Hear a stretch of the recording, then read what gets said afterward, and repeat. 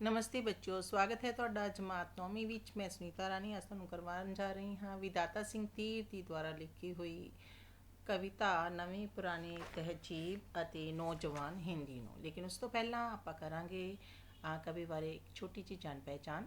ਵਿਦਾਤਾ ਤੀਰ ਸਿੰਘ ਦਾ ਜਨਮ ਪਿਤਾ ਸਰਦਾਰ ਹੀਰਾ ਸਿੰਘ ਅਤੇ ਮਾਤਾ ਕਾਨੀ ਦੇਵੀ ਦੇ ਘਰ ਪਿੰਡ ਕਗਰੋਟ, ਜ਼ਿਲ੍ਹਾ ਰਾਵਲਪਿੰਡੀ, ਜੋ ਕਿ ਪਾਕਿਸਤਾਨ ਵਿੱਚ ਹੈ, ਵਿੱਚ 15 ਅਗਸਤ 1901 ਈਸਵੀ ਨੂੰ ਹੋਇਆ।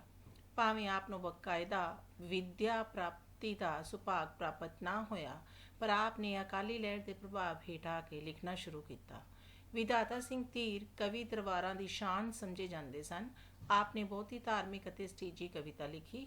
ਸਰਲਤਾ, ਸਪਸ਼ਟਤਾ ਤੇ ਸਾਦਗੀ ਆਪ ਦੀ ਕਾਵ ਸ਼ੈਲੀ ਦੇ ਮੁੱਖ ਗੁਣ ਹਨ। ਤੀਰ ਜੀ ਦਾ ਦੇਹਾਂਤ 1973 ਈਸਵੀ ਵਿੱਚ ਹੋਇਆ। ਆਪ ਜੀ ਦੀਆਂ ਮੁੱਖ ਕਾਵ ਰਚਨਾਵਾਂ ਇਹ ਹਨ: ਅਣਿਆਲੇ ਤੀਰ, ਨਵੇਂ ਨਿਸ਼ਾਨੇ, ਗੂੰਗੇ ਗੀਤ, ਕਾਲ ਕੂਕਾਂ, ਬੰਦਾ ਸਿੰਘ ਬਹਾਦਰ ਅਤੇ ਦਸ਼ਮੇਸ਼ ਦਰਸ਼ਨ ਆਦਿ। ਤੇ ਚਲੋ ਕਰਦੇ ਹਾਂ ਇਹਨਾਂ ਦੁਆਰਾ ਲਿਖੀ ਹੋਈ ਕਵਿਤਾ ਨਵੀਂ ਪੁਰਾਣੀ ਤਹਿਜੀਬ। ਇਹ ਕਵਿਤਾ ਜਿਹੜੀ ਹੈ ਬੱਚਿਓ, ਇਹ ਕਵੀ ਨੇ ਭਾਰਤ ਦੀ ਪੁਰਾਣੀ ਸੱਭਿਅਤਾ ਦੇ ਹੁਸਨ ਦੇ ਦੁੱਖ ਪ੍ਰਗਟ ਕੀਤਾ ਹੈ ਅਤੇ ਨਵੀਂ ਪੱਛਮੀ ਸੱਭਿਅਤਾ ਦੇ ਤੌਰ ਤਰੀਕਿਆਂ ਨੂੰ ਕਰਾਰੇ ਵਿਅੰਗ ਦਾ ਨਿਸ਼ਾਨਾ ਬਣਾਇਆ ਹੈ। ਇਨ੍ਹਾਂ ਸਤਰਾਂ ਵਿੱਚ ਕਵੀ ਪੁਰਾਣੀ ਸੱਭਿਅਤਾ ਦੇ ਜਾਣ ਉੱਤੇ ਦੁੱਖ ਦੇ ਭਾਵ ਪ੍ਰਗਟ ਕਰਦਾ ਹੈ ਕਿ ਕਿਸ ਤਰ੍ਹਾਂ ਸਾਡੀ ਜਿਹੜੀ ਪੁਰਾਣੀ ਸੱਭਿਅਤਾ ਸੀ ਉਸ ਵਿੱਚ ਕਿਸ ਤਰ੍ਹਾਂ ਦੇ ਲੋਕ ਹੁੰਦੇ ਸਨ, ਉਹਨਾਂ ਦੇ ਵਿਚਾਰ ਕਿੱਦਾਂ ਦੇ ਹੁੰਦੇ ਸਨ, ਉਹਨਾਂ ਦਾ ਪਹਿਰਾਵਾ ਕਿੱਦਾਂ ਦਾ ਹੁੰਦਾ ਸੀ, ਉਹਨਾਂ ਦੀ ਤਹਿਜ਼ੀਬ ਕਿੱਦਾਂ ਦੀ ਹੁੰਦੀ ਸੀ, ਅਤੇ ਜਿਹੜੀ ਨਵੀਂ ਪੱਛਮੀ ਸੱਭਿਅਤਾ ਹੈ ਉਸ ਦੇ ਤਹਿਤ ਲੋਕਾਂ ਨੇ ਕਿਵੇਂ ਆਪਣੀ ਜਿਹੜੀ ਸੱਭਿਅਤਾ ਹੈ, ਆਪਣੇ ਸੰਸਕਾਰ ਹੈ, ਆਪਣੇ ਜਿਹੜੇ ਰੀਤੀ ਰਿਵਾਜ ਹੈ, ਉਹਨਾਂ ਸਾਰਿਆਂ ਨੂੰ ਭੁੱਲਦਾ ਜਾ ਰਿਹਾ ਹੈ। ਹੱਥ ਵੇਲਾ ਨਹੀਂ ਆਉਂਦਾ, ਹੱਥ ਜੋ ਗਵਾਚ ਗਿਆ, ਉਹ ਜੋਬਨ ਨਹੀਂ ਮੁੜਦਾ, ਜੋ ਪੱਤਰਾ ਵਾਚ ਗਿਆ। ਇਹਨਾਂ ਲਾਈਨਾਂ ਦੇ ਵਿੱਚ ਕਵੀ ਕਹਿੰਦਾ ਹੈ ਕਿ ਜਿਹੜਾ ਵੇਲਾ ਇੱਕ ਵਾਰੀ ਹੱਥੋਂ ਨਿਕਲ ਜਾਵੇ ਉਹ ਮੁੜ ਕੇ ਨਹੀਂ ਆਉਂਦਾ, ਅਤੇ ਨਾ ਹੀ ਉਹ ਜਵਾਨੀ ਮੁੜ ਕੇ ਆਉਂਦੀ ਹੈ ਜਿਹੜੀ ਇੱਕ ਵਾਰ ਚਲੀ ਜਾਂਦੀ ਹੈ। ਪਾਣੀ ਦਰਿਆਵਾਂ ਦੇ ਇੱਕ ਵਾਰ ਜੋ ਵਹਿ ਗਏ ਹਨ, ਪਰਤਨ ਨਾ ਪਤਨਾ, ਤੇ ਇਹ ਦਾਣੇ ਕਹਿ ਗਏ ਹਨ। ਸਿਆਣਿਆਂ ਨੇ ਠੀਕ ਹੀ ਕਿਹਾ ਹੈ ਕਿ ਦਰਿਆਵਾਂ ਦੇ ਜਿਹੜੇ ਪਾਣੀ ਇੱਕ ਵਾਰੀ ਪਤਨਾ ਉੱਤੋਂ ਲੰਘ ਕੇ ਜਾਂਦੇ ਹਨ, ਉਹ ਮੁੜ ਕੇ ਉਹਨਾਂ ਪਤਨਾ ਉੱਤੇ ਕਦੇ ਵੀ ਨਹੀਂ ਆਉਂਦੇ। ਅਸਲ ਵਿੱਚ ਇਸ ਚੀਜ਼ ਨੂੰ ਕਿਸਮਤ ਹੀ ਖੋ ਕੇ ਲੈ ਜਾਵੇ, ਉਸ ਨੂੰ ਤੁਸੀਂ ਆਪਣੀ ਬੁੱਧੀ ਨਾਲ ਸੋਚੇ ਹੋਏ ਤਰੀਕਿਆਂ ਨਾਲ ਵਾਪਸ ਨਹੀਂ ਲਿਆ ਸਕਦੇ। ਤਦਬੀਰ ਲਿਆਵੇ ਕਿਵੇਂ, ਤਕਦੀਰ ਜੋ ਲੈ ਗਈ, ਗੱਲਾਂ ਹਨ ਚੱਲੀਆਂ ਤਾਂ ਗੱਲ ਕਰਨੀ ਪੈ ਗਈ। ਤਹਿਜੀਬ ਗਵਾਈ ਨਹੀਂ, ਅਸਾਂ ਅਕਲ ਗਵਾ ਲਈ ਹੈ, ਕਪਲਾ ਗਊ ਦੇ ਘਰੋਂ ਇੱਕ ਖੋਤੀ ਵਟਾ ਲਈ ਹੈ। ਹੁਣ ਅੱਗੇ ਕਵੀ ਕਹਿੰਦੇ ਹਨ ਕਿ ਕੇਵਲ ਪੁਰਾਣੀ ਸੱਭਿਅਤਾ ਨੂੰ ਹੀ ਨਹੀਂ ਭੁਲਾਇਆ, ਸਗੋਂ ਨਵੀਂ ਸੱਭਿਅਤਾ ਨੂੰ ਵੇਖੋ ਤਾਂ ਮੈਨੂੰ ਇੰਝ ਲੱਗਦਾ ਹੈ ਜਿਵੇਂ ਅਸੀਂ ਅਕਲ ਹੀ ਗਵਾ ਲਈ ਹੋਵੇ। ਪੁਰਾਣੀ ਸੱਭਿਅਤਾ ਤਾਂ ਪਵਿੱਤਰ ਕਪਲਾ ਗਊ ਦੇ ਸਮਾਨ ਸੀ, ਪਰ ਅਸੀਂ ਉਸ ਨੂੰ ਆਪਣੇ ਘਰੋਂ ਕੱਢ ਕੇ ਨਵੀਂ ਪੱਛਮੀ ਸੱਭਿਅਤਾ ਰੂਪੀ ਜਿਹੜੀ ਖੋਤੀ ਨੂੰ ਆਪਣੇ ਘਰ ਲੈ ਆਂਦਾ ਹੈ। ਦੁੱਧ ਪੀਣੋਂ ਰਹਿ ਗਏ ਹਾਂ, ਲਿੱਦ ਝੋਲੀ ਪਾ ਲਈ ਹੈ, ਕੀ ਲਈ ਤਹਿਜੀਬ ਨਵੀਂ, ਗੱਲ ਜ਼ਹਿਮਤ ਪਾ ਲਈ ਹੈ। ਜੇ ਇਹ ਵੀ ਕਹਿ ਦਈਏ ਮਾਸਾ ਨਹੀਂ ਝੂਠ ਕੋਈ, ਰਿਸ਼ੀਆਂ ਦੇ ਚੌਕੇ ਵਿੱਚ ਪੱਛਮ ਦੀ ਝੂਠ ਕੋਈ। ਇਸ ਪ੍ਰਕਾਰ ਅਸੀਂ ਕਪਲਾ ਗਊ ਦੇ ਪਵਿੱਤਰ ਦੁੱਧ ਤੋਂ ਵਾਂਝੇ ਰਹਿ ਗਏ ਹਾਂ ਤੇ ਖੋਤੀ ਦੀ ਲਿੱਦ ਸਾਡੀ ਝੋਲੀ ਵਿੱਚ ਪੈ ਗਈ ਹੈ। ਇਹ ਨਵੀਂ ਪੱਛਮੀ ਸੱਭਿਅਤਾ ਕੀ ਹੈ? ਇਹ ਤਾਂ ਅਸੀਂ ਨੀਰੀ ਬਿਮਾਰੀ ਗੱਲ ਪਾ ਲਈ ਹੈ।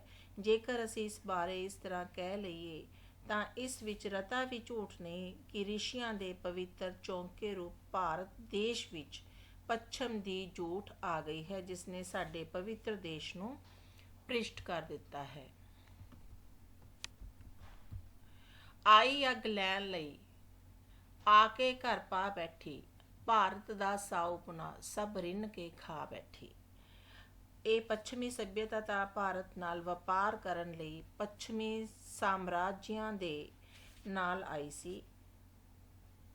ਜਿਸ ਤਰ੍ਹਾਂ ਉਹਨਾਂ ਨੇ ਮਗਰੋਂ ਸਾਰੇ ਭਾਰਤ ਉੱਪਰ ਕਬਜ਼ਾ ਕਰ ਲਿਆ ਸੀ, ਇਸੇ ਪ੍ਰਕਾਰ ਹੀ ਉਹਨਾਂ ਦੀ ਸੱਭਿਅਤਾ ਭਾਰਤ ਵਿੱਚ ਆਪਣਾ ਗਲਬਾ ਜਮਾ ਬੈਠੀ ਹੈ। ਇਹ ਤਾਂ ਉਹੀ ਗੱਲ ਹੋਈ, ਆਖੇ ਅੱਗ ਲੈਣ ਆਈ ਤੇ ਘਰ ਵਾਲੀ ਬਣ ਬੈਠੀ। ਇਸ ਨੇ ਭਾਰਤੀ ਸੱਭਿਅਤਾ ਦੇ ਮੂਲ ਆਧਾਰ ਸਾਊ ਪੁਣੇ ਨੂੰ ਰਿੰਨ ਕੇ ਖਾ ਲਿਆ ਹੈ। ਫਲਸਰੂਪ ਇੱਥੇ ਜਿਹੜੀਆਂ ਚਾਲਾਕੀਆਂ ਨੇ ਅਤੇ ਜਿਹੜਾ ਲੁੱਚਪੁਣਾ ਪ੍ਰਧਾਨ ਜਿਹੜਾ ਹੈ ਉਹ ਹੋ ਗਿਆ ਹੈ। ਜੋ ਅੱਜ ਤੀਕ ਨਹੀਂ ਆਖੀ ਉਹ ਆਖੀ ਜਾਣੀ ਹੈ, ਉਹ ਦੁੱਧ ਸੀ ਬਰਕਤ ਦਾ ਇਹ ਫੁੱਟ ਦਾ ਪਾਣੀ ਹੈ। ਉਹ ਜੀਵਨ ਦਿੰਦੀ ਸੀ ਇਹ ਜੀਵਨ ਲੈਂਦੀ ਹੈ, ਉਹ ਖਾਣ ਨੂੰ ਦਿੰਦੀ ਸੀ ਇਹ ਖਾਣ ਨੂੰ ਪੈਂਦੀ ਹੈ। ਅੱਗੋਂ ਕਵੀ ਕਹਿੰਦਾ ਹੈ ਕਿ ਪੱਛਮੀ ਸੱਭਿਅਤਾ ਦੇ ਦੇਸ਼ਾਂ ਅਤੇ ਪੁਰਾਣੀ ਸੱਭਿਅਤਾ ਦੇ ਗੁਣਾਂ ਬਾਰੇ ਜੇ ਕੁਝ ਕਦੇ ਵੀ ਨਹੀਂ ਕਿਹਾ, ਉਹ ਹੁਣ ਮਜਬੂਰ ਹੋ ਕੇ ਉਹ ਸਭ ਕਹੇਗਾ। ਪੁਰਾਣੀ ਸੱਭਿਅਤਾ ਨੂੰ ਤਾਂ ਬਰਕਤਾਂ ਭਰਿਆ ਦੁੱਧ ਕਿਹਾ ਜਾ ਸਕਦਾ ਹੈ, ਪਰੰਤੂ ਨਵੀਂ ਸੱਭਿਅਤਾ ਫੁੱਟ ਪੈਦਾ ਕਰਨ ਵਾਲਾ ਪਾਣੀ ਹੈ। ਉਹ ਖਾਣ ਨੂੰ ਦਿੰਦੀ ਸੀ ਇਹ ਖਾਣ ਨੂੰ ਪੈਂਦੀ ਹੈ। ਪੁਰਾਣੀ ਸੱਭਿਅਤਾ ਜੀਵਨ ਦਾਤੀ ਸੀ, ਜਦ ਕਿ ਨਵੀਂ ਸੱਭਿਅਤਾ ਜੀਵਨ ਲੈਣ ਵਾਲੀ ਹੈ। ਉਹ ਬਾਂਹ ਬਣਾਉਂਦੀ ਸੀ ਇਹ ਬਾਹਾਂ ਭੰਨਦੀ ਹੈ। ਉਹ ਸੱਭਿਅਤਾ ਸਭ ਨੂੰ ਖਾਣ ਲਈ ਦਿੰਦੀ ਸੀ, ਪਰੰਤੂ ਇਹ ਖਾਣ ਨੂੰ ਪੈਂਦੀ ਹੈ।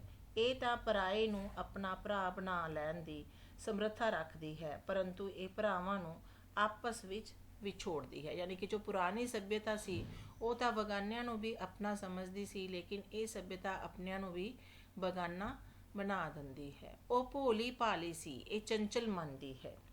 ਇਹ ਸੱਭਿਅਤਾ ਵਿੱਚ ਭੋਲੀ ਭਾਲੀ ਇਕਸਾਰਤਾ ਸੀ।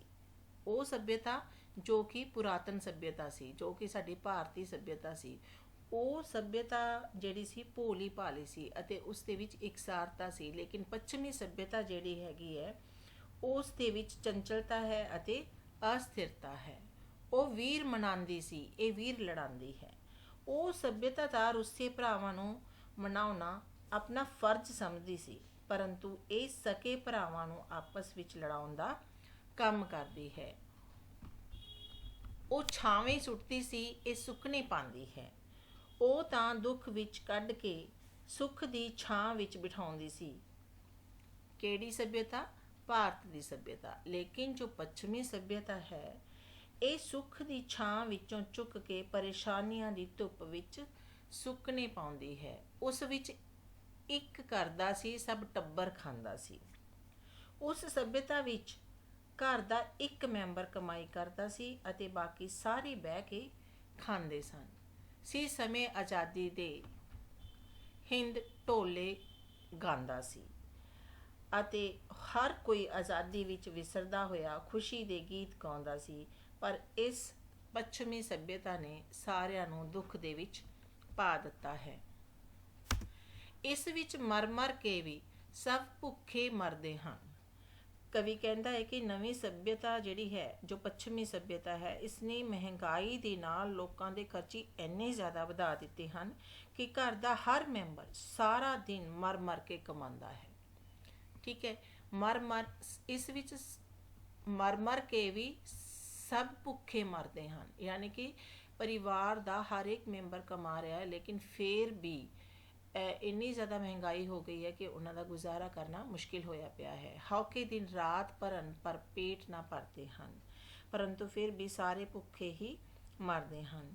ਉਹ ਰਾਤ ਦਿਨ ਹੌਕੇ ਤਾਂ ਜ਼ਰੂਰ ਭਰਦੇ ਹਨ, ਪਰੰਤੂ ਉਹਨਾਂ ਦੇ ਪੇਟ ਨਹੀਂ ਭਰਦੇ। ਕਿਰਤੀ ਦੀ ਛਾਤੀ ਤੇ ਇਹ ਮੂੰਗ ਪਈ ਦਲਦੀ ਹੈ। ਨਵੀਂ ਪੱਛਮੀ ਸੱਭਿਅਤਾ ਵਿੱਚ ਸਰਮਾਏ ਦੀ ਲੁੱਟ ਪ੍ਰਧਾਨ ਹੈ। ਯਾਨੀ ਕਿ ਜੋ ਸਰਮਾਏਦਾਰ ਨੇ ਉਹ ਗਰੀਬਾਂ ਨੂੰ ਲੁੱਟਦੇ ਹਨ। ਇਹ ਕਿਰਤੀ ਨੂੰ ਬਹੁਤ ਤੰਗ ਕਰਦੀ ਹੈ। ਇਹ ਗਰੀਬ ਕਿਰਤੀਆਂ ਦਾ ਲਹੂ ਪੀ ਕੇ ਸਰਮਾਏਦਾਰ ਦੀ ਗੋਗੜ ਨੂੰ ਪਾਲਦੀ ਹੈ।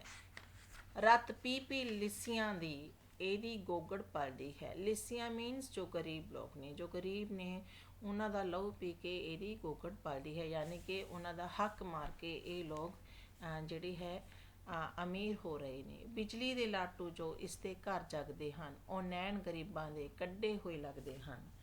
ਤੇ ਕਹਿੰਦੇ ਸਰਮਾਏਦਾਰਾਂ ਦੇ ਘਰ ਵਿੱਚ ਬਿਜਲੀ ਦੇ ਲਾਟੂ ਜਗਦੇ ਹਨ। ਇਹ ਇਸ ਤਰ੍ਹਾਂ ਜਾਪਦੇ ਹਨ ਜਿਵੇਂ ਗਰੀਬਾਂ ਦੀਆਂ ਅੱਖਾਂ ਕੱਢ ਲਈਆਂ ਹੋਣ। ਖਲ ਲਾ ਲਾ ਲੋਕਾਂ ਦੀ ਇਹ ਸੂਟ ਸਿਵਾਉਂਦੀ ਹੈ। ਪੀ ਪੀ ਮਜ਼ਦੂਰਾਂ ਨੂੰ ਇਹ ਪਾਊਡਰ ਲਾਉਂਦੀ ਹੈ। यानी कि ये सभ्यता जिहड़ी है इस विच सरमाएदार किरती लोकां दी खूब खल लाउंदा है, यानी कि उन्हां तो बहुत मेहनत करवाउंदा है ते अपने ਲਈ ਵਧੀਆ सूट समाउंदा है। सरमाएदार मजदूरां ਦੀਆਂ ਹੱਡੀਆਂ ਨੂੰ ਪੀਂਦੇ ਹਨ ਤੇ ਇਸ ਤੋਂ ਉਹਨਾਂ ਦੀਆਂ ਔਰਤਾਂ ਦੇ ਲਾਉਣ ਲਈ ਪਾਊਡਰ ਲਿਆਇਆ ਜਾਂਦਾ ਹੈ, ਯਾਨੀ ਕਿ ਜੋ ਕਮਾਈ ਹੁੰਦੀ ਹੈ ਉਹਨਾਂ ਦਾ ਹੱਕ ਮਾਰ ਕੇ ਉਸ ਤੋਂ ਉਹਨਾਂ ਦੇ ਘਰ ਦੀਆਂ ਔਰਤਾਂ ਜਿਹੜਾ ਹੈ ਆਪਣਾ ਸਾਜੋ ਸਮਾਨ ਲੈ ਕੇ ਆਉਂਦੀਆਂ ਹਨ। ਆ ਕੇ ਇਸ ਚੰਦਰੀ ਨੇ ਹੌਣੀ ਵਰਤਾ ਦਿੱਤੀ, ਲਾਲੀ ਸਭ ਭਾਰਤ ਦੀ ਢੰਗ ਨਾਲ ਉਡਾ ਦਿੱਤੀ। ਸਰਮਾਏਦਾਰ ਮਜ਼ਦੂਰਾਂ ਦੀਆਂ ਹੱਡੀਆਂ ਨੂੰ ਪੀਂਦੇ ਹਨ ਤੇ ਉਹਨਾਂ ਦੀਆਂ ਔਰਤਾਂ ਦੇ ਲਾਉਣ ਲਈ ਜੋ ਪਾਊਡਰ ਆਉਂਦਾ ਹੈ ਉਸ ਤੋਂ ਇਹ ਸਿੱਧ ਹੁੰਦਾ ਹੈ ਕਿ ਚੰਦਰੀ ਸੱਭਿਅਤਾ ਜਿਹੜੀ ਹੈਗੀ ਹੈ ਇਸਨੇ ਆ ਕੇ ਅਜਿਹੀ ਹੋਣੀ ਵਰਤਾਈ ਹੈ ਕਿ ਭਾਰਤ ਦੇ ਚਿਹਰੇ ਉੱਪਰ ਪੁਰਾਣੀ ਸੱਭਿਅਤਾ ਦੀ ਜਿਹੜੀ ਲਾਲੀ ਸੀ ਉਹ ਸਾਰੀ ਇਸਨੇ ਬੜੇ ਤਰੀਕੇ ਦੇ ਨਾਲ ਉਡਾ ਕੇ ਰੱਖੀ ਹੋਈ ਹੈ। ਪਿਛਲੇ ਵਰਿਆਵਾਂ ਦੇ ਹੁਣ ਨਾਮ ਹੀ ਰਹਿ ਗਏ ਨੇ, ਠੀਕ ਹੈ, ਕਿ ਜਿਹੜੇ ਨਵੀਂ ਸੱਭਿਅਤਾ ਵਿੱਚ ਕੋਈ ਨੌਜਵਾਨ ਪੁਰਾਣੇ ਬਹਾਦਰ ਸੂਰਮਿਆਂ ਵਰਗਾ ਨਹੀਂ ਦਿਖਾਈ ਦਿੰਦਾ। ਪੁਰਾਣੇ ਬਹਾਦਰ ਸੂਰਮਿਆਂ ਦੇ ਤਾਂ ਕੇਵਲ ਨਾਂ ਹੀ ਰਹਿ ਗਏ ਹਨ, ਠੀਕ ਹੈ। ਪਿਛਲੇ ਵਰਿਆਵਾਂ ਦੇ ਹੁਣ ਨਾਮ ਹੀ ਰਹਿ ਗਏ ਹਨ। ਅੱਜ ਕੱਲ੍ਹ ਦੇ ਗੱਭਰੂ ਤਾਂ ਪਰਛਾਵੇਂ ਰਹਿ ਗਏ ਹਨ ਤੇ ਅੱਜ ਕੱਲ੍ਹ ਦੇ ਗੱਭਰੂ ਤਾਂ ਉਹਨਾਂ ਦੇ ਪਰਛਾਵੇਂ ਹੀ ਹਨ। ਪਹਿਲੀ ਦੀ ਵਾਟ ਕਰਨ ਤਾਂ ਕੋਠੀ ਹਲਦੀ ਹੈ, ਮੂੰਗੀ ਦੀ ਦਾਲ ਪਈ ਨਾ ਢਿੱਡ ਵਿੱਚ ਗਲਦੀ ਹੈ। ਉਹ ਵਰਗਾ ਬਹਾਦਰ ਕੋਈ ਨਹੀਂ ਰਿਹਾ, ਅਜੋਕੇ ਗੱਭਰੂ ਤਾਂ ਪਰਛਾਵਿਆਂ ਵਰਗੇ ਹੀ ਹਨ। ਨਵੀਂ ਸੱਭਿਅਤਾ ਦੀ ਉਪਜ ਅਜੋਕੇ ਨੌਜਵਾਨਾਂ ਨੂੰ ਜੇਕਰ ਇੱਕ ਖੇਤ ਜਿੰਨਾ ਪੈਂਡਾ ਕਰਨਾ ਪੈ ਜਾਵੇ ਤਾਂ ਇਹਨਾਂ ਦਾ ਦਿਲ ਧੜਕਣ ਲੱਗ ਪੈਂਦਾ ਹੈ। ਇਹਨਾਂ ਦੇ ਮਿਹਦੇ ਇੰਨੇ ਕਮਜ਼ੋਰ ਹਨ ਕਿ ਮੂੰਗੀ ਦੀ ਦਾਲ ਵੀ ਨਹੀਂ ਪਚਾ ਸਕਦੇ। ਇਹ ਬਿਜਲੀ ਕੜਕ ਪਈ ਭਾਰਤ ਦੇ ਵੇਸਾਂ ਤੇ, ਇਸ ਕੈਂਚੀ ਧਰ ਦਿੱਤੀ ਕੁੜੀਆਂ ਦੀਆਂ ਕੇਸਾਂ ਤੇ। ਫਿਰ ਇਸ ਤੋਂ ਬਾਅਦ ਜਿਹੜੀ ਪੱਛਮੀ ਸੱਭਿਅਤਾ ਹੈ ਉਸ ਦੀ ਨਿਖੇਧੀ ਕਰਦਾ ਹੋਇਆ ਕਵੀ ਕਹਿੰਦਾ ਹੈ ਕਿ ਅਜੋਕੀ ਨਵੀਂ ਸੱਭਿਅਤਾ ਵਿੱਚ ਭਾਰਤ ਦੇ ਪੁਰਾਣੇ ਪਹਿਰਾਵੇ ਇਸ ਤਰ੍ਹਾਂ ਅਲੋਪ ਹੋ ਗਏ ਹਨ ਜਿਵੇਂ ਉਹਨਾਂ ਉੱਪਰ ਕੋਈ ਬਿਜਲੀ ਟੁੱਟ ਪਈ ਹੋਵੇ ਤੇ ਉਹ ਸੜ ਕੇ ਸੁਆਹ ਹੋ ਗਏ ਹੋਣ। ਇਸ ਕਾਰਨ ਅੱਜ ਨਵੀਂ ਪੱਛਮੀ ਢੰਗ ਦੇ ਫੈਸ਼ਨ ਪ੍ਰਚਲਿਤ ਹੋ ਗਏ ਹਨ। ਭਾਰਤ ਦੀ ਪੁਰਾਣੀ ਸੱਭਿਅਤਾ ਵਿੱਚ ਕੁੜੀਆਂ ਦੇ ਲੰਮੇ ਵਾਲ ਹੁੰਦੇ ਸਨ। ਇਹ ਕੈਂਚੀ ਧਰ ਦਿੱਤੀ ਕੁੜੀਆਂ ਦੀਆਂ ਕੇਸਾਂ ਤੇ, ਮਤਲਬ ਕੁੜੀਆਂ ਦੇ ਪਹਿਲਾਂ ਜਿਹੜੇ ਸੀ ਵਾਲ ਲੰਬੇ ਹੁੰਦੇ ਸੀ, ਲੇਕਿਨ ਹੁਣ ਕੀ ਹੋ ਗਿਆ ਹੈ ਕਿ ਨਵੀਂ ਸੱਭਿਅਤਾ ਨੇ ਕੁੜੀਆਂ ਦੇ ਵਾਲਾਂ ਉੱਪਰ ਕੈਂਚੀ ਚਲਾ ਕੇ ਉਹਨਾਂ ਨੂੰ ਪੱਛਮੀ ਰੰਗ ਦੇ ਵਿੱਚ ਰੰਗ ਦਿੱਤਾ, ਯਾਨੀ ਕਿ ਕੁੜੀਆਂ ਨੂੰ ਹੁਣ ਛੋਟੇ ਕੇਸ ਜਿਹੜੇ ਆ ਉਹ ਪਸੰਦ ਨੇ। ਕੀ ਹੈ ਤਹਿਜ਼ੀਬ ਨੇ ਵੀ ਟਿੱਕਾ ਬਦਨਾਮੀ ਦਾ, ਹਿੰਦ ਦੇ ਗਲ ਲਟਕ ਰਿਹਾ ਇੱਕ ਤੌਕ ਗੁਲਾਮੀ ਦਾ।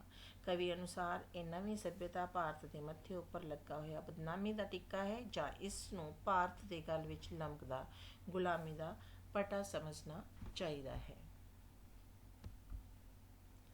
ਸੋ ਇਹ ਸੀ ਬੱਚਿਓ ਵਿਧਾਤਾ ਸਿੰਘ ਤੀਰ ਜੀ ਦੀ ਲਿਖੀ ਹੋਈ ਨਵੀਂ ਪੁਰਾਣੀ ਤਹਿਜ਼ੀਬ ਕਵਿਤਾ। ਤਾਂ ਆਪਾਂ ਹੁਣ ਕਰਦੇ ਹਾਂ ਕਿ ਇਹ ਕਵਿਤਾ ਤੋਂ ਸਾਨੂੰ ਕੀ ਸਿੱਖਿਆ ਮਿਲਦੀ ਹੈ। ਇਹ ਕਵਿਤਾ ਸਾਨੂੰ ਦੱਸਦੀ ਹੈ ਕਿ ਜਿਹੜੀ ਸਾਡੀ ਪੁਰਾਣੀ ਸੱਭਿਅਤਾ ਸੀ ਉਹ ਸੱਭਿਅਤਾ ਦੇ ਵਿੱਚ ਲੋਕਾਂ ਨੂੰ ਤਹਿਜ਼ੀਬ ਸੀ, ਮਿਲ ਜੁਲ ਕੇ ਰਹਿੰਦੇ ਸੀ, ਘਰ ਦਾ ਇੱਕ ਸਦੱਸ ਕਮਾਉਂਦਾ ਸੀ, ਸਾਰੇ ਬਹਿ ਕੇ ਖਾਂਦੇ ਸਨ, ਕਿਸੇ ਨੂੰ ਕਿਸੇ ਤਰ੍ਹਾਂ ਦਾ ਕਿਸੇ ਨਾਲ ਵੈਰ ਨਹੀਂ ਸੀ, ਬਲਕਿ ਉਹ ਤਾਂ ਬਾਹਰਲਿਆਂ ਨਾਲ ਵੀ ਆਪਣਿਆਂ ਵਰਗਾ ਬਿਹੇਵ ਕਰਦੇ ਸੀ। ਲੇਕਿਨ ਜਿਹੜੀ ਨਵੀਂ ਸੱਭਿਅਤਾ ਹੈ, ਪੱਛਮੀ ਸੱਭਿਅਤਾ ਹੈ, ਇਸਨੇ ਤਾਂ ਭਰਾਵਾਂ ਨੂੰ ਵੀ ਲੜਾ ਕੇ ਰੱਖ ਦਿੱਤਾ ਹੈ। ਅੱਜ ਕੱਲ੍ਹ ਦੇ ਨੌਜਵਾਨ ਗੱਭਰੂ ਜਿਹੜੇ ਹੈ ਪਹਿਲੇ ਵਾਂਗ ਮਜ਼ਬੂਤ ਨਹੀਂ ਰਹੇ ਹਨ, ਬਹਾਦਰ ਨਹੀਂ ਰਹੇ ਹਨ, ਉਹਨਾਂ ਦੇ ਮਿਹਦੇ ਕਮਜ਼ੋਰ ਹੋ ਗਏ ਹਨ ਅਤੇ ਉਹ ਇੱਕ ਜਿਹੜਾ ਹੈ ਲੰਮਾ ਪੈਂਡਾ ਜਿਹੜਾ ਹੈ ਉਸ ਨੂੰ ਪਾਰ ਨਹੀਂ ਕਰ ਸਕਦੇ ਹਨ। ਅਤੇ ਜਿਹੜੇ ਪੂੰਜੀਵਾਦੀ ਲੋਕ ਨੇ ਉਹਨਾਂ ਨੇ ਮਜ਼ਦੂਰਾਂ ਨੂੰ ਜਿਹੜਾ ਹੈ ਪੀਸ ਕੇ ਰੱਖਿਆ ਹੋਇਆ ਹੈ, ਉਹਨਾਂ ਦਾ ਸ਼ੋਸ਼ਣ ਕਰਦੇ ਹਨ ਅਤੇ ਅਮੀਰੀ ਤੇ ਗਰੀਬੀ ਦਾ ਪਾੜਾ ਇਸ ਨਵੀਂ ਸੱਭਿਅਤਾ ਜਿਹੜੀ ਹੈਗੀ ਹੈ ਉਸਨੇ ਪਾ ਦਿੱਤਾ ਹੈ। ਤਾਂ ਇਸੇ ਅੰਤਰੀ ਭਾਵ ਨੂੰ ਕਰਾਂਗੇ ਕਿ ਭਾਰਤ ਦੀ ਜਿਹੜੀ ਪੁਰਾਣੀ ਸੱਭਿਅਤਾ ਵਿੱਚ ਪਵਿੱਤਰਤਾ ਸੀ, ਪ੍ਰੇਮ ਸੀ, ਪਿਆਰ ਸੀ, ਸਾਊਪਨਾ ਸੀ, ਸੂਰਤਮਈ ਸਾਦਗੀ ਸੀ, ਮਤਲਬ ਸੂਰਤ ਤੋਂ ਲੋਕ ਜਿਹੜੇ ਸੀ ਭੋਲੇ ਭਾਲੇ ਸੀ। ਪਰੰਤੂ ਨਵੀਂ ਪੱਛਮੀ ਸੱਭਿਅਤਾ ਨੇ ਵੈਰ ਵਿਰੋਧ ਪੈਦਾ ਕਰ ਦਿੱਤਾ ਹੈ। ਕਿਰਤੀਆਂ ਦੀ ਲੁੱਟ ਜਿਹੜੀ ਇੱਕ ਸੁੱਟ ਹੈ ਉਹ ਸ਼ੁਰੂ ਕਰ ਦਿੱਤੀ ਹੈ। ਭੁੱਖ ਨੰਗ ਕਮਜ਼ੋਰ ਸਰੀਰਾਂ ਵਾਲੇ ਗੱਭਰੂਆਂ ਤੇ ਨਵੇਂ ਫੈਸ਼ਨਾਂ ਨਾਲ ਭਰਪੂਰ ਹੈ ਨਵੀਂ ਸੱਭਿਅਤਾ, ਜਿਸ ਕਰਕੇ ਇਸ ਨੂੰ ਭਾਰਤ ਦੇ ਮੱਥੇ ਉੱਤੇ ਲੱਗਾ ਕਲੰਕ ਸਮਝਣਾ ਚਾਹੀਦਾ ਹੈ। ਤਾਂ ਇਸ ਕਵਿਤਾ ਦੀ ਦੁਹਰਾਈ ਦੇ ਲਈ ਅਸੀਂ ਇਸ ਵਿੱਚ ਆਏ ਹੋਏ ਕੁਝ ਪ੍ਰਸ਼ਨ ਹੈ ਉਹਨਾਂ ਨੂੰ ਦੁਹਰਾ ਲੈਂਦੇ ਹਾਂ। ਨਵੀਂ ਪੁਰਾਣੀ ਤਹਿਜੀਬ ਜਾਂ ਕਵਿਤਾ ਜਿਹੜੀ ਹੈ ਉਹ ਕਿਸ ਕਵੀ ਦੀ ਰਚਨਾ ਹੈ? ਵਿਧਾਤਾ ਸਿੰਘ ਤੀਰ ਦੀ ਰਚਨਾ ਹੈ ਜੀ। ਕੀ ਇਹ ਕਥਨ ਠੀਕ ਹੈ ਜਾਂ ਗਲਤ? ਨਵੀਂ ਪੁਰਾਣੀ ਤਹਿਜ਼ੀਬ ਕਵਿਤਾ ਅਮਰਤਾ ਪ੍ਰੀਤਮ ਦੀ ਰਚਨਾ ਹੈ। ਨਹੀਂ ਜੀ, ਇਹ ਗਲਤ ਹੈ ਕਿਉਂਕਿ ਇਹ ਕਵਿਤਾ ਵਿਧਾਤਾ ਸਿੰਘ ਤੀਰ ਜੀ ਦੀ ਲਿਖੀ ਹੋਈ ਹੈ। ਜਿਹੜਾ ਪਾਣੀ ਇੱਕ ਵਾਰੀ ਪਤਨਾ ਤੋਂ ਲੰਘ ਜਾਂਦਾ ਹੈ ਉਸ ਦਾ ਕੀ ਹੁੰਦਾ ਹੈ? ਜਿਹੜਾ ਪਾਣੀ ਇੱਕ ਵਾਰੀ ਪਤਨਾ ਤੋਂ ਲੰਘ ਜਾਂਦਾ ਹੈ ਉਹ ਮੁੜ ਵਾਪਸ ਨਹੀਂ ਆਉਂਦਾ। ਕਵੀ ਅਨੁਸਾਰ ਅਸੀਂ ਆਪਣੀ ਤਹਿਜ਼ੀਬ ਗੁਆ ਕੇ ਅਸਲ ਵਿੱਚ ਕੀ ਗੁਆ ਲਿਆ ਹੈ? ਕਵੀ ਅਨੁਸਾਰ ਅਸੀਂ ਆਪਣੀ ਤਹਿਜ਼ੀਬ ਗੁਆ ਕੇ ਆਪਣੀ ਅਕਲ ਗੁਆ ਲਈ ਹੈ। ਕਵੀ ਅਨੁਸਾਰ ਪੁਰਾਣੀ ਤਹਿਜ਼ੀਬ ਕਿਸ ਦੀ ਬਰਾਬਰ ਸੀ? ਕਵੀ ਦੇ ਅਨੁਸਾਰ ਪੁਰਾਣੀ ਤਹਿਜ਼ੀਬ ਕਲਪਾ ਗਊ ਦੀ ਤਰ੍ਹਾਂ ਸੀ। ਕਵੀ ਅਨੁਸਾਰ ਅਸੀਂ ਤਹਿਜ਼ੀਬ ਦੀ ਕਪਲਾ ਗਊ ਨੂੰ ਕਿਸ ਚੀਜ਼ ਨਾਲ ਵਟਾ ਲਿਆ ਹੈ? ਕਵੀ ਅਨੁਸਾਰ ਅਸੀਂ ਜਿਹੜੀ ਆਪਣੀ ਤਹਿਜ਼ੀਬ ਹੈ ਉਸ ਨੂੰ ਖੇਤੀ ਦੇ ਨਾਲ ਵਟਾ ਲਿਆ ਹੈ। ਕਵੀ ਨਵੀਂ ਪੱਛਮੀ ਤਹਿਜ਼ੀਬ ਨੂੰ ਕੀ ਕਰਾਰ ਦਿੰਦਾ ਹੈ? ਕਵੀ ਨਵੀਂ ਪੱਛਮੀ ਤਹਿਜ਼ੀਬ ਨੂੰ ਝੂਠ ਕਰਾਰ ਦਿੰਦਾ ਹੈ। ਕਵੀ ਕਿਸ ਨੂੰ ਫੁੱਟ ਦਾ ਪਾਣੀ ਜਾਂ ਬਾਂਹ ਭੰਨਣ ਵਾਲੀ ਤੇ ਸੁੱਕਣੇ ਪਾਉਣ ਵਾਲੀ ਕਹਿੰਦਾ ਹੈ? ਕਵੀ ਪੱਛਮੀ ਤਹਿਜ਼ੀਬ ਨੂੰ ਫੁੱਟ ਦਾ ਪਾਣੀ ਜਾਂ ਬਾਂਹ ਭੰਨਣ ਵਾਲੀ ਤੇ ਸੁੱਕਣੇ ਪਾਉਣ ਵਾਲੀ ਕਹਿੰਦਾ ਹੈ। ਕਿਹੜੀ ਤਹਿਜ਼ੀਬ ਕਿਰਤੀ ਦੀ ਛਾਤੀ ਤੇ ਮੂੰਗ ਦਲ ਕੇ ਆਪਣੀ ਗੋਗੜ ਪਾਲਦੀ ਹੈ? ਪੱਛਮੀ ਸਰਮਾਏਦਾਰ ਤਹਿਜ਼ੀਬ। ਪੱਛਮੀ ਸੱਭਿਅਤਾ ਵਿੱਚ ਸਰਮਾਏਦਾਰ ਕਿਸ ਦੀ ਖੂਬ ਖੱਲ ਲਾਉਂਦਾ ਹੈ? ਕਿਰਤੀ ਦੀ। ਕਵੀ ਨੂੰ ਅੱਜ ਕੱਲ੍ਹ ਦੇ ਗੱਭਰੂ ਕੀ ਜਾਪਦੇ ਹਨ? ਪਰਛਾਵੇਂ। ਸਰਮਾਏਦਾਰ ਆਪਣੀਆਂ ਔਰਤਾਂ ਲਈ ਪਾਊਡਰ ਕਿੱਥੋਂ ਤਿਆਰ ਕਰਦਾ ਹੈ? ਸਰਮਾਏਦਾਰ ਆਪਣੀਆਂ ਔਰਤਾਂ ਦੇ ਲਈ ਪਾਊਡਰ ਮਜ਼ਦੂਰ ਦੀਆਂ ਹੱਡੀਆਂ ਤੋਂ ਤਿਆਰ ਕਰਦਾ ਹੈ, ਭਾਵ ਕਿ ਉਸ ਦੀ ਮਿਹਨਤ ਤੋਂ ਕੀਤੀ ਹੋਈ ਕਮਾਈ ਅਤੇ ਉਸ ਦੇ ਹੱਕ ਨੂੰ ਰੱਖ ਕੇ ਉਹ ਜਿਹੜਾ ਆਪਣੇ ਔਰਤਾਂ ਦੇ ਲਈ ਪਾਊਡਰ ਤਿਆਰ ਕਰਦਾ ਹੈ। ਕਵੀ ਕਿਸ ਨੂੰ ਗੁਲਾਮੀ ਦਾ ਪਟਾ ਕਰਾਰ ਦਿੰਦਾ ਹੈ? ਕਵੀ ਪੱਛਮੀ ਤਹਿਜ਼ੀਬ ਨੂੰ ਗੁਲਾਮੀ ਦਾ ਪਟਾ ਕਰਾਰ ਦਿੰਦਾ ਹੈ। ਤੇ ਆਓ ਉੱਚੇ ਹੁਣ ਕਰਦੇ ਹਾਂ ਆਪਾਂ ਵਿਧਾਤਾ ਸਿੰਘ ਤੀਰ ਜੀ ਦੀ ਲਿਖੀ ਹੋਈ ਕਵਿਤਾ ਨੌਜਵਾਨ ਹਿੰਦੀ ਨੂੰ। ਪਰਵਾਨਾ ਬਣ ਕੇ ਦੱਸ ਤੂੰ ਹਿੰਦੁਸਤਾਨ ਦਾ, ਡੰਕਾ ਵਜਾ ਦੇ ਸ਼ੇਰਾਂ ਤੂੰ ਭਾਰਤ ਦੀ ਸ਼ਾਨ ਦਾ।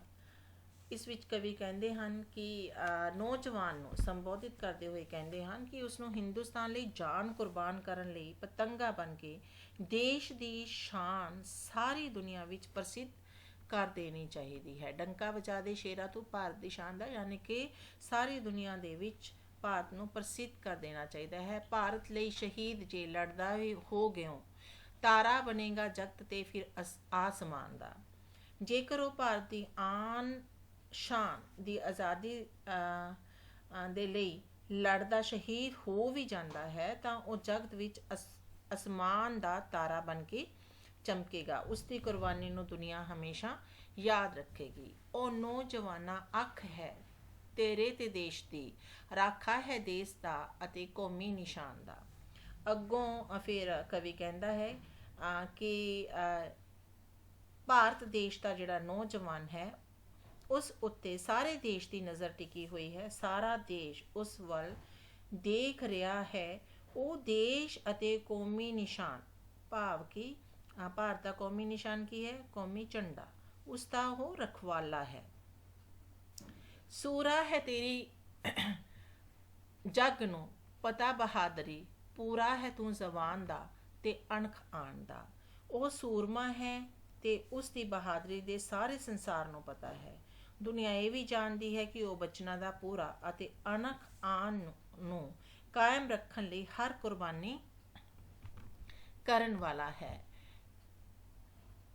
ਜੋ ਦੇਸ਼ ਤੇਰੇ ਵੱਲ ਲਾਲਚੀ ਹੋ ਮੂੰਹ ਕਰੇ, ਮੂੰਹ ਫੇਰ ਦੇ ਤੂੰ ਅਣਖਿਆ ਐਸੀ ਸ਼ੈਤਾਨ ਦਾ। ਦੁਨੀਆ ਇਹ ਵੀ ਜਾਣਦੀ ਹੈ ਕਿ ਉਹ ਬਚਨਾਂ ਦਾ ਪੂਰਾ ਹੈ ਅਤੇ ਅਣਖ ਆਨ ਨੂੰ ਕਾਇਮ ਰੱਖਣ ਵਾਲਾ ਹੈ। ਲੇਕਿਨ ਕਵੀ ਉਸ ਨੌਜਵਾਨ ਨੂੰ ਕਹਿੰਦਾ ਹੈ ਕਿ ਹੇ ਅਣਖੀਲੇ ਨੌਜਵਾਨ, ਜਿਹੜਾ ਵੀ ਲੁੱਟ ਦੇ ਲਾਲਚ ਕਾਰਨ ਤੇਰੇ ਦੇਸ਼ ਵੱਲ ਮੂੰਹ ਕਰੇ, ਤੈਨੂੰ ਅਜਿਹੇ ਸ਼ੈਤਾਨ ਦਾ ਮੂੰਹ ਮੋੜ ਕੇ ਰੱਖ ਦੇਣਾ ਚਾਹੀਦਾ ਹੈ। ਬਣਾ ਕੇ ਦੇਸ਼ ਆਪਣਾ ਸੁਰਗਾਪੁਰੀ ਜਿਹਾ, ਭਾਰਤ ਸਦਾਵੇ ਜਗ ਨੂੰ ਤੇ ਸੂਰਜ ਜਹਾਨ ਦਾ। ਇਸ ਤੋਂ ਬਾਅਦ ਕਵੀ ਕਹਿੰਦਾ ਹੈ ਕਿ ਭਾਰਤੀ ਨੌਜਵਾਨ, ਤੈਨੂੰ ਆਪਣੀ ਮਿਹਨਤ ਨਾਲ ਆਪਣੇ ਦੇਸ਼ ਨੂੰ ਸਵਰਗ ਜਿਹਾ ਬਣਾ ਦੇਣਾ ਚਾਹੀਦਾ ਹੈ ਅਤੇ ਇੰਨਾ ਸੁੱਖ ਨਾਲ ਭਰਿਆ ਬਣਾ ਦੇਣਾ ਚਾਹੀਦਾ ਹੈ ਕਿ ਸਾਰੀ ਦੁਨੀਆ ਵਿੱਚ ਸੂਰਜ ਵਾਂਗ ਸਿਰ ਕੱਢ ਦਿਖਾਈ ਦੇਵੇ। ਹੈ ਕੌਣ ਜੋ ਲੋਹਾ ਲਏ ਤੇਰੇ ਆ ਸਾਹਮਣੇ, ਦੁਨੀਆ ਹੈ ਲੋਹਾ ਮਨ ਦੀ ਹਿੰਦੀ ਜਵਾਨ ਦਾ। ਹੇ ਭਾਰਤੀ ਸੁੱਖਾਂ ਨਾਲ ਭਰਿਆ ਨੌਜਵਾਨ, ਕਿਸ ਦੀ ਹਿੰਮਤ ਹੈ ਕਿ ਤੇਰੀ ਤਾਕਤ ਨਾਲ ਟੱਕਰ ਲਵੇ। ਸਾਰੀ ਹੀ ਦੁਨੀਆ ਜਿਹੜੀ ਹੈ ਉਹ ਤੇਰੀ ਅਜਿੱਤ ਤਾਕਤ ਨੂੰ ਜਾਣਦੀ ਹੈ। ਤੈਨੂੰ ਮੁਕਾਬਲੇ ਵਿੱਚ ਕੋਈ ਵੀ ਨਹੀਂ ਹਰਾ ਸਕਦਾ। ਅਤੇ ਉਹ ਨੌਜਵਾਨ ਜੋ ਕਿ ਭਾਰਤ ਦਾ ਹੈ, ਉਸਨੂੰ ਕਵੀ ਸੰਬੋਧਿਤ ਕਰਦਾ ਹੋਇਆ ਕਹਿੰਦਾ ਹੈ ਕਿ ਤੂੰ ਹਿੰਦੁਸਤਾਨ ਦੀ ਆਨ ਬਾਨ ਅਤੇ ਸ਼ਾਨ ਨੂੰ ਇੰਨਾ ਕੁ ਉੱਚਾ ਕਰ ਦੇ ਕਿ ਉਹ ਅਸਮਾਨ ਦੇ ਵਿੱਚ ਜਿਹੜਾ ਚਮਕੇ, ਉਸਦਾ ਨਾਮ ਤਾਰਿਆਂ ਵਾਂਗ ਉਹ ਚਮਕੇ ਅਤੇ ਉਸਦਾ ਨਾਮ ਪੂਰੀ ਦੁਨੀਆ ਦੇ ਵਿੱਚ ਚਮਕੇ। ਤਾਂ ਇਹ ਸੀ ਬੱਚਿਓ ਵਿਧਾਤਾ ਸਿੰਘ ਧੀਰ ਜੀ ਦੀ ਲਿਖੀ ਹੋਈ ਕਵਿਤਾ ਨੌਜਵਾਨ ਹਿੰਦੀ ਨੂੰ। ਅਤੇ ਇਸ ਦੇ ਕੇਂਦਰੀ ਭਾਵ 'ਤੇ ਥੋੜ੍ਹਾ ਜਿਹਾ ਚਾਨਣਾ ਪਾ ਲੈਂਦੇ ਹਾਂ।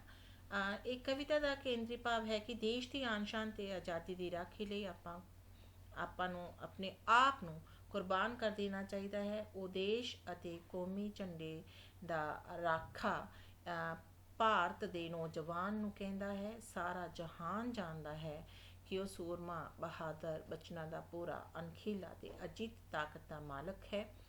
ਭਾਰਤ ਦਾ ਨੌਜਵਾਨ ਕਿਸੇ ਵੀ ਲਾਲਚੀ ਹਮਲਾਵਰ ਦਾ ਮੂੰਹ ਭੰਨਣ ਲਈ ਤਿਆਰ ਰਹਿੰਦਾ ਹੈ ਅਤੇ ਉਸ ਨੂੰ ਆਪਣੀ ਮਿਹਨਤ ਨਾਲ ਦੇਸ਼ ਨੂੰ ਸਵਰਗ ਜਿਹੇ ਸੁੱਖਾਂ ਨਾਲ ਭਰਪੂਰ ਕਰ ਦੇਣਾ ਚਾਹੀਦਾ ਹੈ। ਅਤੇ ਇਸ ਵਿੱਚ ਆਏ ਹੋਏ ਛੋਟੇ ਜਿਹੜੇ ਪ੍ਰਸ਼ਨ ਉੱਤਰ ਹੈ ਉਹਨਾਂ ਨੂੰ ਥੋੜ੍ਹਾ ਜਿਹਾ ਆਪਾਂ ਦੁਹਰਾ ਲੈਂਦੇ ਹਾਂ। ਵਿਧਾਤਾ ਸਿੰਘ ਦੀ ਕਿਸੇ ਇੱਕ ਕਵਿਤਾ ਦਾ ਨਾਂ ਲਿਖੋ। ਤਾਂ ਨੌਜਵਾਨ ਹਿੰਦੀ ਨੂੰ ਅਸੀਂ ਹੁਣੇ ਕੀਤੀ ਇਹ ਕਵਿਤਾ, ਇਸ ਦਾ ਨਾਮ ਲਿਖ ਸਕਦੇ ਹਾਂ। ਕਵੀ ਅਨੁਸਾਰ ਭਾਰਤੀ ਨੌਜਵਾਨ ਨੂੰ ਕੀ ਬਣ ਕੇ ਭਾਰਤ ਦੀ ਸ਼ਾਨ ਸਾਰੀ ਦੁਨੀਆ ਵਿੱਚ ਪ੍ਰਸਿੱਧ ਕਰ ਦੇਣੀ ਚਾਹੀਦੀ ਹੈ। ਪਰਵਾਨਾ। ਕਵੀ ਨੌਜਵਾਨ ਹਿੰਦੀ ਨੂੰ ਕਿਸ ਚੀਜ਼ ਦੀ ਹੱਲਾਸ਼ੇਰੀ ਦਿੰਦਾ ਹੈ? ਕਵੀ ਨੌਜਵਾਨ ਹਿੰਦੀ ਨੂੰ ਦੇਸ਼ ਲਈ ਮਰ ਮਿਟਣ ਦੀ ਹੱਲਾਸ਼ੇਰੀ ਦਿੰਦਾ ਹੈ। ਸ਼ਹੀਦ ਹੋ ਕੇ ਨੌਜਵਾਨ ਕਿਸ ਤਰ੍ਹਾਂ ਚਮਕੇਗਾ? ਸ਼ਹੀਦ ਹੋ ਕੇ ਭਾਰਤ ਦਾ ਨੌਜਵਾਨ ਅਸਮਾਨ ਦੇ ਤਾਰੇ ਵਾਂਗ ਚਮਕੇਗਾ। ਕੌਣ ਦੇਸ਼ ਅਤੇ ਕੌਮੀ ਨਿਸ਼ਾਨ ਦਾ ਰਾਖਾ ਹੈ? ਨੌਜਵਾਨ। ਕਵੀ ਨੌਜਵਾਨ ਨੂੰ ਆਪਣੇ ਦੇਸ਼ ਨੂੰ ਕਿਹੋ ਜਿਹਾ ਬਣਾਉਣ ਲਈ ਕਹਿੰਦਾ ਹੈ? ਕਵੀ ਨੌਜਵਾਨ ਨੂੰ ਆਪਣੇ ਦੇਸ਼ ਨੂੰ ਸੁਰਗਪੁਰੀ ਬਣਾਉਣ ਲਈ ਕਹਿੰਦਾ ਹੈ।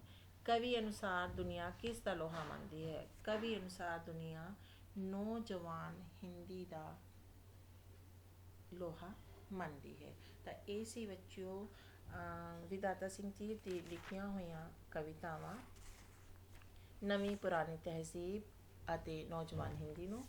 ਉਮੀਦ ਕਰਦੀ ਹਾਂ ਕਿ ਤੁਸੀਂ ਇਹ ਵੀਡੀਓ ਐਂਡ ਤੱਕ ਦੇਖੀ ਹੋਏਗੀ ਅਤੇ ਤੁਹਾਨੂੰ ਇਹ ਕਵਿਤਾਵਾਂ ਸਮਝ ਵੀ ਆ ਗਈਆਂ ਹੋਣਗੀਆਂ। ਮਿਲਦੇ ਹਾਂ ਨਵੇਂ ਵੀਡੀਓ ਦੇ ਵਿੱਚ ਇੱਕ ਨਵੇਂ ਟੌਪਿਕ ਦੇ ਨਾਲ। ਤਦ ਤੱਕ ਸਤਿ ਸ਼੍ਰੀ ਅਕਾਲ, ਰੱਬ ਰਾਖਾ।